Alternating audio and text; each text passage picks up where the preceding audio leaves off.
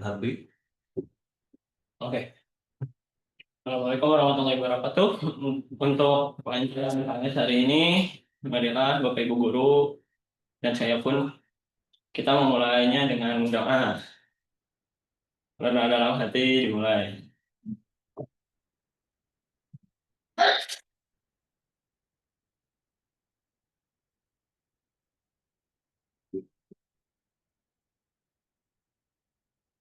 Doa selesai. Ya, terima kasih, Habib. Gimana? Sehat? Alhamdulillah sehat. Udah siap KS-nya? Udah. Silakan nanti presentasi waktunya 25 menit, 15 menit. Presentasi 10 menit, tanya jawab. Bisa dimulai dari sekarang. Ini bisa dimulai.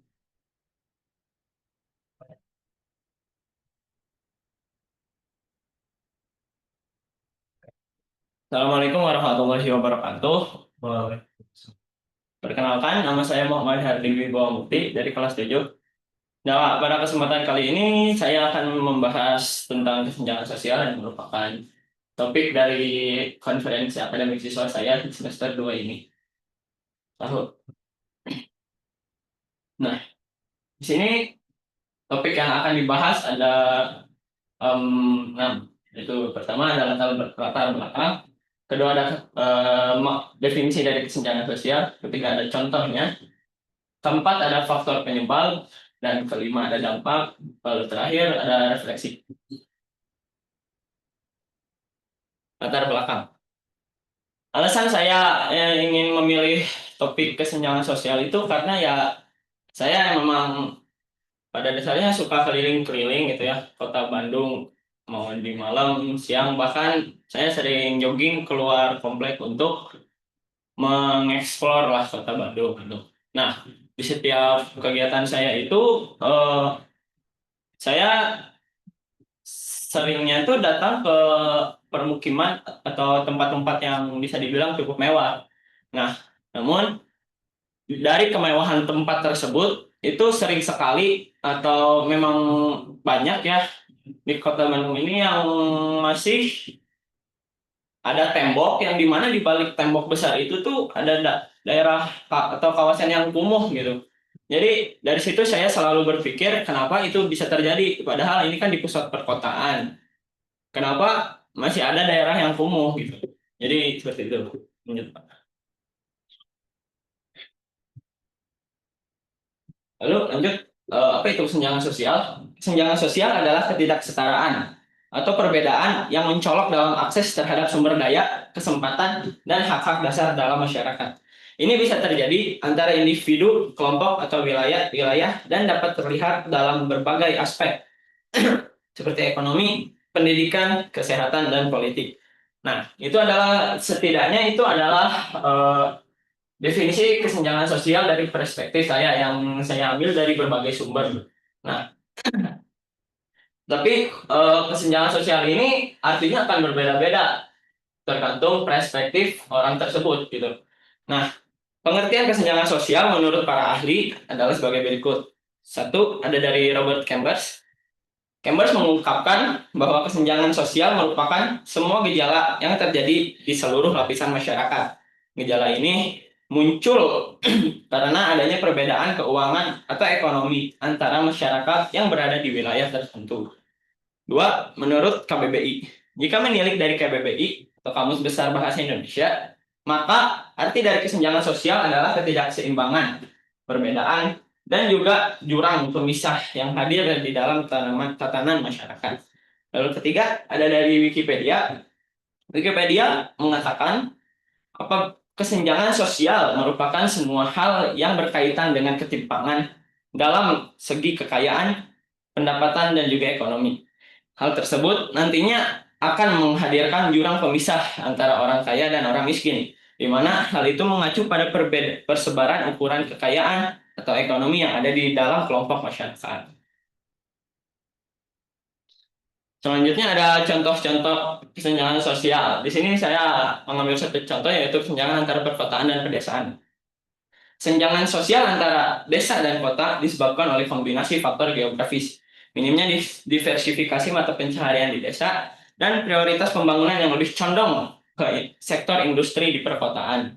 Kondisi ini mengakibatkan pendapatan atau kesejahteraan masyarakat desa tertinggal, mendorong mereka untuk mencari penghidupan yang lebih baik di kota, sehingga memperlebar jurang kesenjangan.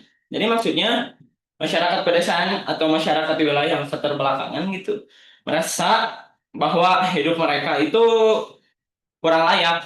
Jadi mereka berpikir dengan mereka pindah dari pedesaan ke perkotaan itu bisa menjadikan mereka memiliki hidup yang berkecukupan atau hidup yang mewah gitu. Padahal kenyataannya ya tidak gitu. Di perkotaan pun bahkan di perkotaan pun masih banyak warga yang masih menjadi pengangguran, banyak daerah yang kumuh juga di perkotaan. Jadi, jadi perpindahan mereka itu tidak serta-merta menjadikan mereka memiliki hidup yang kaya gitu. Malahan itu bisa menambah tingkat pengangguran atau tingkat ketimpangan di perkotaan gitu.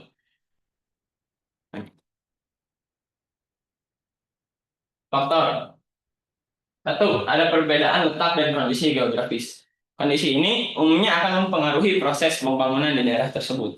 Umumnya, masyarakat yang tinggal di daerah dataran tinggi akan merasa kesulitan untuk membangun infrastruktur dibandingkan dengan masyarakat yang tinggal di dataran rendah. Wilayah dengan sumber daya alam yang melimpah dan akses yang baik terhadap infrastruktur cenderung lebih cepat berkembang dibandingkan dengan wilayah yang terbatas sumber daya atau sulit dijangkau. Hal ini menciptakan disparitas dalam pembangunan ekonomi dan pada akhirnya menyebabkan senjangan sosial antar daerah tersebut. Misalnya, kota-kota besar yang menjadi pusat ekonomi dan industri akan memiliki fasilitas dan peluang yang lebih kecil daripada daerah pedesaan. Peluang yang lebih besar, yang lebih baik daripada daerah pedesaan atau daerah yang terpencil. Salah satu faktor terjadinya kesenjangan sosial dan ekonomi adalah kekuatan sumber daya alam yang ada di daerah-daerah. Sebab tingkat ekonomi suatu sumber daya alamnya,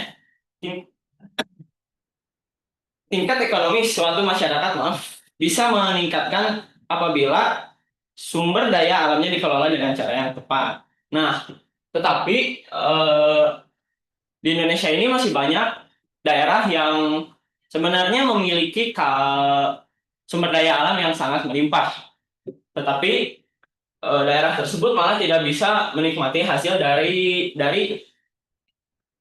ketersediaan sumber daya alam yang melimpah tersebut. Seperti contohnya di Papua. Di Papua itu ada pertambangan Freeport yang dimana itu pertambangan emas terbesar di Indonesia. Jadi emas itu kan salah satu sumber daya yang paling berharga di dunia. Tetapi ya yang faktanya yang bisa kita lihat sekarang Papua itu masih termasuk dalam wilayah yang kurang mampu, wilayah yang masih terbelakang gitu. Jadi ya ke pengelolaan sumber daya alam pun penting gitu. Masuk ke faktor yang kedua, kebijakan pemerintah dalam mengelola sumber daya alam yang tidak merata.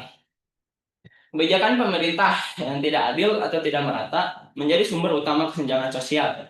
Misalnya, jika pemerintah lebih banyak mengalokasikan anggaran ke wilayah perkotaan, maka dapat menimbulkan kesenjangan di daerah lainnya. Akibatnya, masyarakat di daerah tertinggal makin sulit meraih akses terhadap sumber daya, pendidikan, layanan kesehatan, hingga infrastruktur. Selain itu, kebijakan pemerintah yang tidak merata pun dapat menyebabkan kesenjangan di bidang program transmigrasi, di mana masyarakat pendatang akan lebih cepat berkembang dibandingkan dengan masyarakat asli di daerah tersebut. Hal ini bisa terjadi karena kesempatan dan peluang yang tersedia lebih besar dibandingkan dibandingkan dengan wilayah masyarakat di wilayah asalnya gitu. Nah, yang ketiga ada kondisi demografis. Kondisi demografis tiap daerah bisa dipengaruhi oleh tingkat pertumbuhan masyarakat, kesehatan, pendidikan, dan juga lapangan pekerjaan. Dengan begitu, tentu setiap daerah akan memiliki kondisi demografis yang berbeda-beda. Hal inilah yang nantinya akan menciptakan adanya kesenjangan, sebab produktivitas kerja setiap anggota masyarakat di berbagai daerah tentu tidak sama. Ada 4 pengaruh globalisasi. Pengaruh globalisasi membawa kemajuan teknologi dan informasi. Tetapi juga hal itu dapat memperbesar kesenjangan. Masyarakat yang memiliki akses terhadap teknologi dan pendidikan akan lebih cepat berkembang. Sebaliknya, masyarakat yang tidak siap dengan persaingan global akan semakin tertinggal. Jadi, kesenjangan tersebut muncul ketika sebagian masyarakat tidak mampu beradaptasi dengan adanya globalisasi, sehingga mereka akan tertinggal dan tidak mendapatkan apa yang orang lain dapatkan. Oke, dampak. Saya mengambil dampak ini dari faktor-faktor yang tadi ya.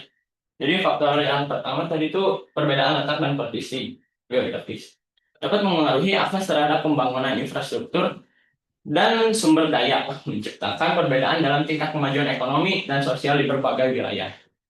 Jadi ya perbedaan kondisi dan letak geografis memiliki dampak signifikan terhadap kesenjangan sosial. Nah, di kalimat di sini bisa kita ambil ya 3 poin. Yang pertama adalah akses terhadap pembangunan atau infrastruktur.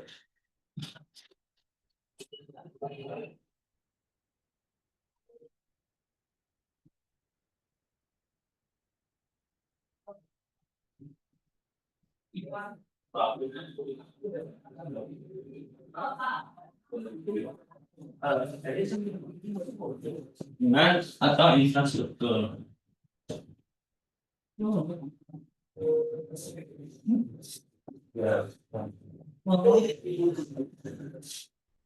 Nah, wilayah dengan kondisi geografis yang lebih sulit untuk pembangunan infrastruktur seperti daerah pegunungan cenderung lebih tertinggal dalam hal pembangunan ekonomi dan sosial. Di sisi lain, daerah dataran rendah yang lebih mudah diakses dan dibangun infrastrukturnya dapat mengalami perkembangan yang lebih cepat. Nah, yang kedua adalah keterbatasan sumber daya.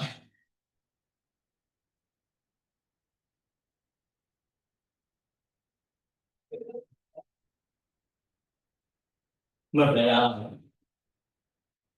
Perbedaan sumber daya alam di berbagai wilayah juga dapat menyebabkan kesenjangan.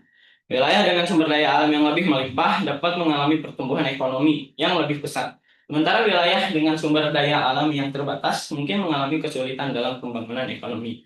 Karena ya seperti kita tahu, sumber daya alam adalah hal yang paling penting untuk kemajuan ekonomi.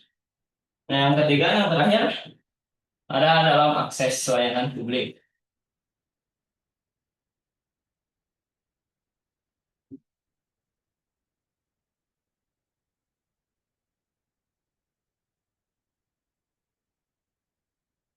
Daerah yang lebih terpencil atau sulit dijangkau cenderung memiliki keterbatasan akses terhadap pelayanan publik, seperti akses terhadap pendidikan, kesehatan, dan transportasi. Kondisi ini dapat memicu kesenjangan sosial di mana kelompok masyarakat di wilayah tersebut mungkin mengalami kesulitan dalam meningkatkan kualitas hidup mereka.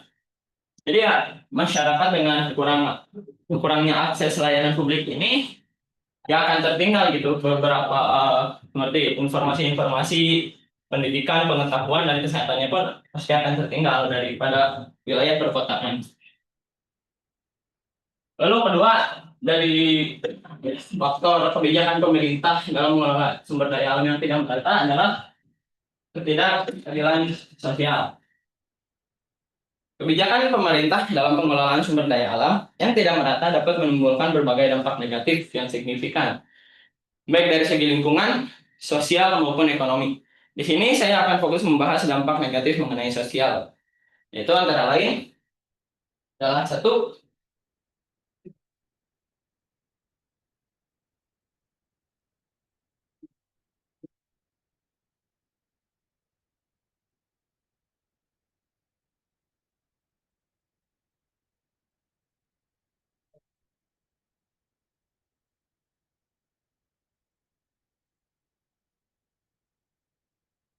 ketimpangan sosial ekonomi.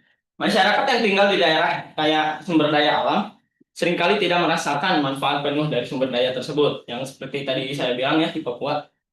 Malah mereka rentan terhadap pengurusan, kehilangan mata pencaharian tradisional, atau dampak negatif lingkungan. Sementara itu, sebagian kecil pihak justru sebagian kecil pihak seperti korporasi besar atau elit tertentu justru mendapatkan keuntungan yang sangat besar.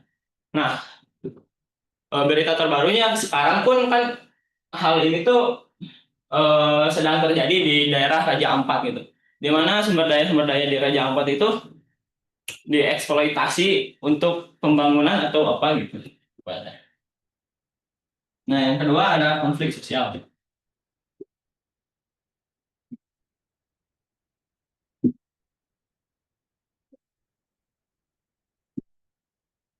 Nah, jadi masyarakat yang tinggal di ketidakadilan dalam pembangunan hasil pengelolaan sumber daya alam dan sengketa lahan sering memicu konflik antar masyarakat, pemerintah, dan pihak swasta.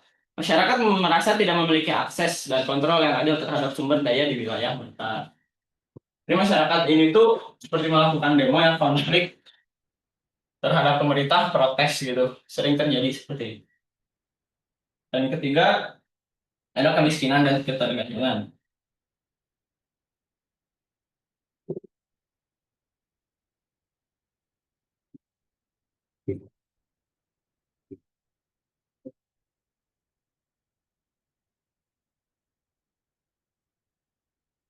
Ya, ini ada jelas ya.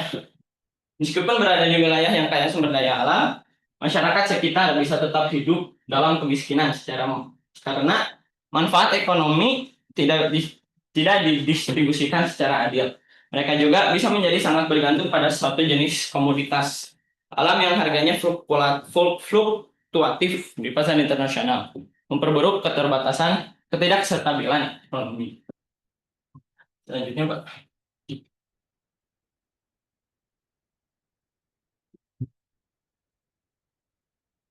Nah, lalu dari tadi perbedaan demografis ya, faktor demografis itu perbedaan tingkat pertumbuhan penduduk. Kondisi demografis memiliki dampak signifikan terhadap kesenjangan. Perbedaan pertumbuhan penduduk, tingkat kesehatan, pendidikan, dan lapangan kerja antar wilayah dapat menciptakan kesenjangan sosial, ekonomi, dan bahkan kesenjangan digital. Kesenjangan ini dapat memicu konflik sosial, ketidakadilan, dan masalah ekonomi lainnya. Dampak kondisi demografis pada kesenjangan sosial adalah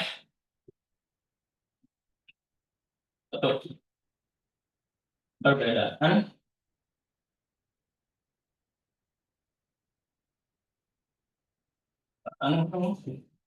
tingkat pertumbuhan penduduk.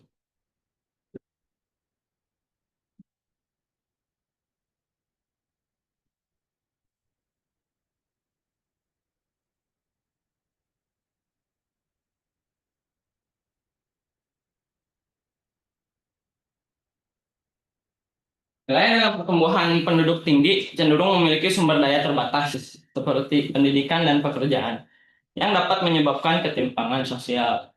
Nah, jadi maksudnya itu pertumbuhan di masyarakat Indonesia sekarang sekarang itu masih mementingkan memiliki anak ketimbang memiliki karir yang bagus. Jadi mereka itu ya kayak yang penting kita memiliki keluarga dulu lah, urusan ekonomi atau hal lainnya urusan belakang gitu. Padahal itu tuh salah karena di Indonesia itu sekarang semakin tinggi tingkat penduduk di Indonesia itu semakin tinggi, tapi kualitas dari perkembangan ekonominya pun tidak maju-maju gitu, bahkan mungkin semakin menurun. Nah, yang kedua ada di kesehatan.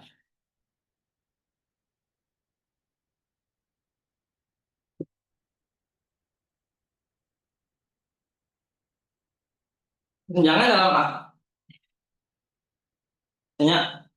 kesenjangan dalam akses dan kualitas layanan kesehatan dapat memperburuk kesenjangan sosial. Karena kesehatan yang buruk dapat menghambat produktivitas dan kesempatan ekonomi.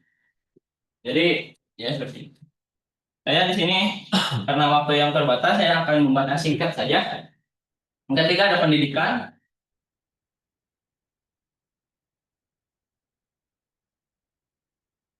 Singkatnya, perbedaan akses dan kualitas pendidikan antar wilayah dapat menciptakan kesenjangan.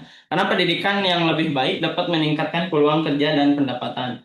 Karena yang mau bagaimanapun, kita kalau bekerja atau mencari ilmu pun harus ada dasarnya gitu, harus ada ilmu pengetahuan yang kuat mengenai hal yang mau dikerjakan itu yang dipelajari. Nah, yang keempat ada lapangan pekerjaan.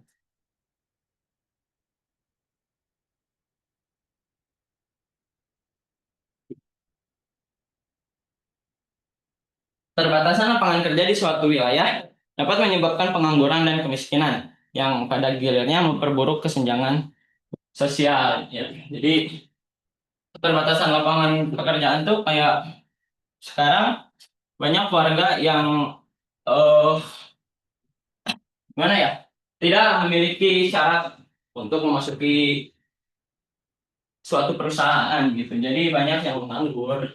Nah, yang terakhir ada dari dampak globalisasi, faktor globalisasi yaitu perbedaan akses teknologi. Globalisasi terutama dengan kemajuan teknologi dan akses internet memiliki dampak yang signifikan terhadap ketimpangan sosial. Perbedaan akses teknologi menciptakan kesenjangan, sementara kemajuan teknologi juga bisa memperburuk ketimpangan. Jika tidak diatur dengan baik, dampak globalisasi bidang teknologi dan akses internet terhadap ketimpangan sosial, yaitu satu, perbedaan akses terhadap teknologi.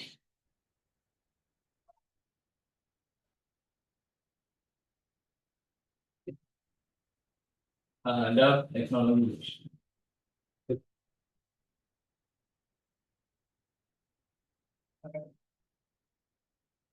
Ketimpangan akses ke teknologi dan internet menciptakan kesenjangan yang luas. Masyarakat yang memiliki akses lebih baik ke teknologi dan internet dapat lebih banyak manfaat dalam hal pendidikan, informasi, dan peluang ekonomi. Sementara itu, kelompok masyarakat yang tidak memiliki akses atau yang memiliki akses terbatas akan tertinggal. Karena sekarang di zaman modern pasti semuanya bergantung kepada teknologi. Kedua adalah pengangguran yang pengangguran struktural.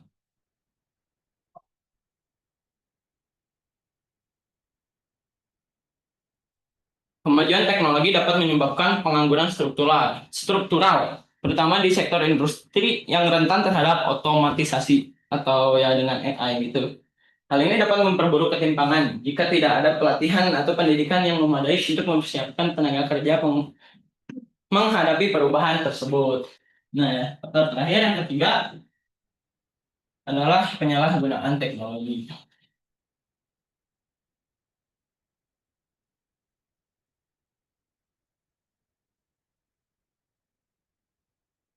Teknologi. Teknologi juga dapat disalahgunakan untuk kegiatan ilegal seperti kejahatan cyber, penyebaran berita bohong, dan penyalahgunaan informasi pribadi. Hal ini dapat memperburuk ketimpangan sosial jika tidak ada pengawasan dan penegakan hukum efektif. Jadi ya banyak orang yang padahal dia memiliki akses terhadap teknologi, tetapi malah digunakan dengan yang tidak baik gitu. Jadi ya mending dikasih ke akses tersebut dikasih ke warga yang masih kurang mampu. Lanjut. Nah, sampai sini saya membuka sesi tanya jawab kepada Bapak. Baca dulu. Refleksi dulu. Oke, refleksi. Ada kekuatan, kelemahan, dan tindak lanjut rencana tindak. Kekuatan saya dapat memahami sesuatu dengan cepat. Jadi ya sebagai contoh topik ini ya kesenjangan sosial, saya mempelajari ini mungkin selama 2 minggu ke belakang dan ya saya cukup memahami lah topik ini. Tapi belum terlalu yang memahami banget gitu. Nah, kedua fokus pada sesuatu yang dikerjakan. Saya ini ya emang selalu fokus gitu pada suatu kerjaan. Jadi ya pokoknya kalau saya diberi kerjaan, saya akan selesaikan kerjaan itu dengan betul-betul. Namun ya mungkin tidak akan tepat waktu. Terus tidak mudah terdistraksi. Sejujurnya ya memang saya kalau diajak ngobrol itu pas pelajaran ya sebenarnya tidak mau juga selain mengganggu orang lain, tentu itu akan menghambat proses pembelajaran diri saya sendiri. Jadi ya dengan itu, tetapi kenapa saya sering ngobrol? Karena ya apa ya? Saya itu jadi pertemanan, menjaga pertemanan lah gitu. Soalnya kan kalau kita mendiamkan teman tersebut tuh sering mikir, ah kamu mah jahat gitu. Nah, keempat, percayakan diri sendiri. Jadi ya saya tuh percaya aja gitu. Saya mempelajari hal tersebut. Pada awalnya saya merasa hal tersebut itu akan memberati diri saya. Tetapi karena saya selalu percaya bakal bisa mempelajari itu, jadi ya saya gas terus. Nah, kelemahannya saya masih malas mengerjakan sesuatu. Ya, ini masih menjadi apa ya, masalah dari kecil sampai sekarang. Lalu saya tidak bisa belajar lama-lama. Ya, karena ya setiap saya belajar lama-lama gitu, apalagi saya tidak suka pelajaran tersebut, saya akan lebih cepat mengantuk atau bahkan sakit kepala tiba-tiba gitu. Lalu ada menunda-nunda pekerjaan, seperti yang sudah tadi saya katakan ya, fokus pada sesuatu yang dikerjakan. Walaupun mungkin pengumpulannya tidak akan tepat waktu, karena ya saya masih sering menunda-nunda pekerjaan. Rencana tindak lanjut. Rencana tindak lanjutnya saya simpel aja ya. Saya akan mempertahankan apa yang menjadi kekuatan dan meningkatkannya, lalu berusaha untuk menghilangkan kebiasaan buruknya. Lanjut, Pak. Lalu ada harapan untuk orang tua dan harapan untuk guru. Di sini ada dua poin yang sama ya, yaitu doa dan ridho. Untuk orang tua, doa ya sebagai manusia ya pasti kita bukan apa-apa. Jadi ya butuh doa gitu. Dan ya menurut saya doa dari sendiri itu tidak cukup. Jadi saya mengharapkan doa dari orang tua dan untuk guru. Lalu ada ridho untuk orang tua yang sudah jelas, karena ya ridho Allah pun berasal dari ridho orang tua. Nah, ridho, nah harapan untuk guru pun ada ridho gitu. Karena ya saya pernah mendengar dari ayah saya sendiri, beliau mengatakan bahwa ilmu yang kita pelajari mati-matian atau ilmu yang kita pelajari yang udah lama kita pelajari tidak akan berkah atau tidak akan bermanfaat di hadapan Allah jika tidak ada ridho dari sang pengajar atau gurunya. Nah, harapan untuk orang tua yang ketiga adalah dukungan. Jadi saya berharap apapun jalan yang saya ambil gitu selalu selalu didukung lah oleh orang tua saya. Nah, yang ketiga harapan untuk guru yaitu bimbingan. Nah, untuk mengambil jalan yang didukung oleh orang tua tersebut, saya butuh bimbingan dari guru-guru sekalian untuk membantu saya memilih mana jalan yang harus saya ambil dan mana jalan yang baik atau yang buruk. Jadi sekian. Apakah ada saran pertanyaan? Alhamdulillah. Selamat. Tadi sudah menyelesaikan disertasi AS-nya. Cukup lengkap dan jelas gitu. Eh, itu modal untuk hati. Selanjutnya, itu sesi tanya jawab dari guru pengudi Bu Polri Bu. Silakan. Hai, Assalamualaikum Hardi. Waalaikumsalam, Bu. Wes, hebat. 2 minggu mengeksplor kesenjangan sosial ya, dengan teori yang materi yang padat begini. Betul, Bu. Dengan latar belakang karena melihat sendiri ya, perbedaan dari segi kesenjangan sosial itu. Oke. Banyak PR besar ya bagi kita, terutama nanti Hardi yang jadi pemimpin bangsa gitu ya. Nggak satu dua, PR banyak.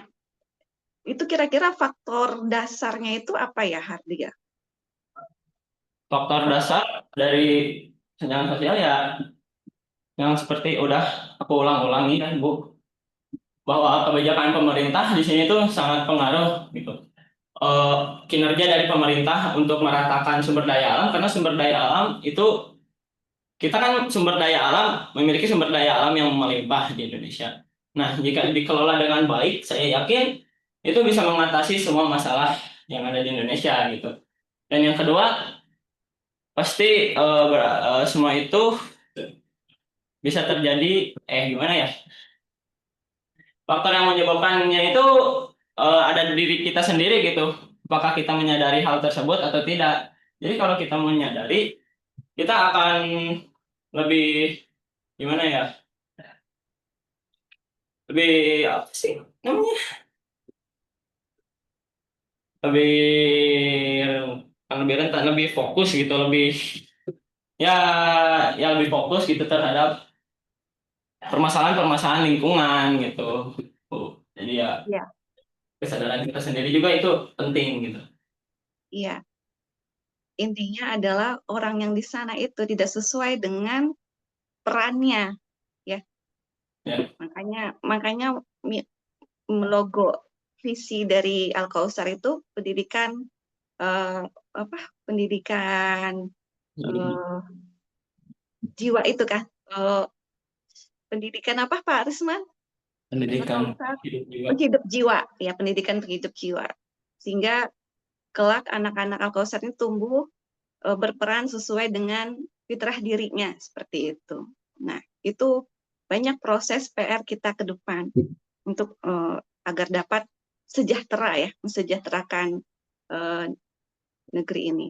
Oke, baik. Sebelum sampai ke sana, Ibu akan sekarang posisi Hardi adalah pelajar. Bagaimana Hardi mengupayakan sisi seorang pelajar ya dalam sehingga sehingga nanti ke depan tingkat pendidikan Hardi sampai ke tingkat lanjut uh, agar kesenjangan sosial itu bisa minim. Jadi kan kesenjangan sosial itu kan jaraknya jauh tuh ya. Nah, bagaimana upaya Hardi sekarang sebagai pelajar nanti ketika kelak menjadi pemimpin ke depan, senjangan itu tuh ketika saat Hardi jadi pemimpin itu bisa di yang jaraknya jauh tuh bisa mengecil gitu. Apa upaya Hardi? Ya untuk sekarang posisi Ya, saya sebagai pelajar, pelajar. saya pasti akan terus belajar dan terus belajar agar solusi yang akan saya jalankan di masa depan pun bisa matang gitu ya, dan bisa menjadi bukti nyata kalau permasalahan ini tuh bisa diselesaikan. Saya jadi ya akan belajar dan akan lalu menyuarakan gitu ke pemerintah bahwa di Indonesia tuh ternyata seperti ini nih, ada daerah yang dimana daerah tersebut tuh masih memiliki keterbelakangan nih. Jadi ya seperti menyuarakan lewat medsos ataupun secara langsung jika sudah nanti kan kuliah-kuliah kan suka banyak demo gitu ya, belajar kuliah mahasiswa gitu. Jadi ya paling seperti itu aja sih boleh sekarang. Iya, belajar sungguh-sungguh, merefleksikan diri sehingga Hardy dapat mengetahui eh, di mana letak ilmunya Hardy ya, tempat posisi Hardy. Ketika seseorang sudah di tempat posisinya, maka inspirasi, rezeki, segalanya itu Allah bukakan, gitu ya, Allah mudahkan. Seperti itu Hardy. Terima kasih. Ya, ya Silakan Pak. Pak Risman. Ya, terima kasih Bu Kori atas saran dan pertanyaannya. Dari Bu Lia, ada ya? Belum ya, Bapak sebagai penggantinya. Yang pertama dari Bapak yaitu ketika Hadi tadi menjelaskan di latar belakang gitu. Hadi sering jalan-jalan tuh. Nah itu jalan-jalannya keliling kota Bandung. Kemudian Hadi menjelaskan lebih interest ke kampung masuk ya gitu. Nah ini di usia Hadi itu ya sangat bagus gitu. Melihat secara langsung sesuai dengan kaitannya dengan kesenjangan sosial. Jadi memang itu yang harus dilihat tuh secara langsung, praktek, gitu. Nah, tapi di sini Bapak ada pertanyaan ya, Hadi. Kalau Hadi misalnya posisinya sebagai pemimpin yang memiliki kekuasaan di negara ini, bagaimana supaya misalnya warga atau masyarakatnya itu makmur? Oke, pertama masyarakat bisa makmur itu tentu dari kesadaran mereka kalau kita sudah bikin banyak peraturan tetapi mereka tidak peduli dengan peraturan itu, tentu tidak akan bisa maju. Jadi ya rencana saya pertama akan melakukan hukuman yang positif. Tentu hukuman yang positif ya, seperti sekarang Gubernur Jawa Barat gitu, ada pelajar yang nakal gitu dimasukin ke barak. Mungkin saya akan melanjutkan atau melakukan hal yang sama gitu ya.